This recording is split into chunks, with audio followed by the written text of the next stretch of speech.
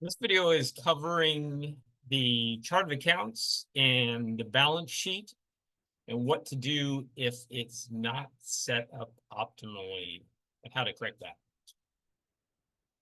Specifically in regards to properties. So let's take a look. Let's say this is our balance sheet. And you see someone has set up the fixed assets by property address. And then sub accounts for building, capital improvements, depreciation, land.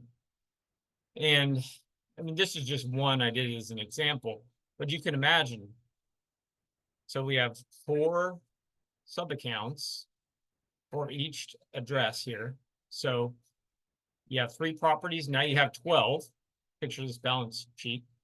If you have a dozen properties, now you have 48 levels.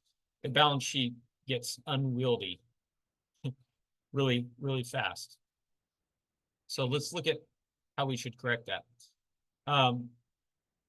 Best way to go about this is to take each of these sub accounts and start with the sub account.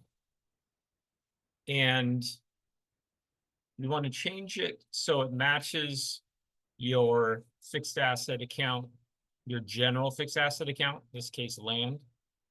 You don't want it to be a sub account. And now once you're in here editing, remember you can't go out, but you can always look down here and see. And this is helpful. It shows you have it exactly titled correctly, and it's going to merge. If you don't have the detail type or the spelling exactly the same, you won't be able to do that. And we'll do the same thing with each of these.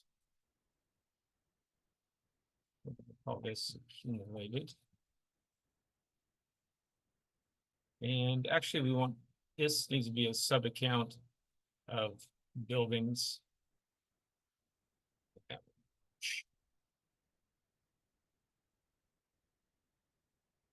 Okay, and we'll keep going.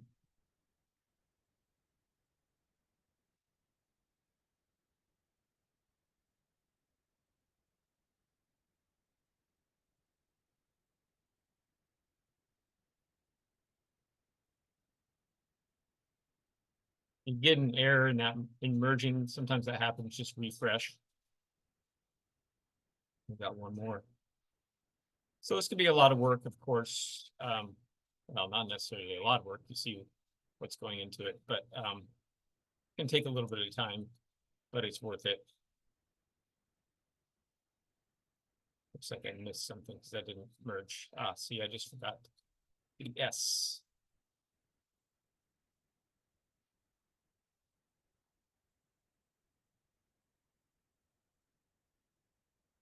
All right, let's take a look at our balance sheet now. Merging saves time too. You don't have to JE transactions from one to another. Yeah, you don't have to use journal entries for that. So now we have buildings, capital improvements, land, depreciation. Now, you might say, well, how do we know by property? And that's why you use classes. Important to use when you're booking properties. So you see, we have buildings, Main Street here, CapEx, land. I made a mistake here. Let's see what I did. Figure that out.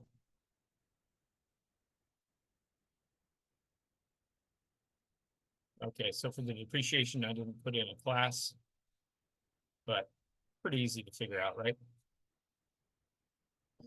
Refresh our balance sheet and take a look at that. There we go. By class, now it's in Main Street. So you can have a nice clean balance sheet without the classes. And then if you want to look at a certain class or property, or all of them, that's great, no problem.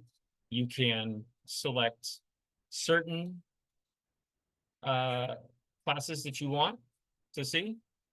You don't have to look at them all at once. And I would definitely save balance sheet by class, and then save another one. Let's say you had several. I'd save one for each property. So balance sheet for Main Street, balance sheet for Broadway, etc. That'll make it easy to look at the balance sheet by property. And if you're using the profit and loss approach, say for something like flips, again, the same thing. Your account types will be a little different, but you'll still be using classes. So you won't have like hogs or all your expense items by property. You'll just have the general parents, and then your class will break it out by property via class. So if this is your starting point where you have a chart of accounts that's has all those extra layers, those levels, the first step is to go ahead and clean that up, merge all those, so you're just down to your basic balance sheet categories. That's if you're using the balance sheet approach. And then use your classes, of course, if they aren't already in there, and probably be best to add those classes before you roll up all those levels, so you don't have to figure it out after the fact. And then you'll have a clean balance sheet. And then after that, if you want to use the P&L approach on any of those properties, you can use journal entries to move those, and everything's still categorized by class, or still has class attached to it, and you're using just the main accounts to keep your financials clean.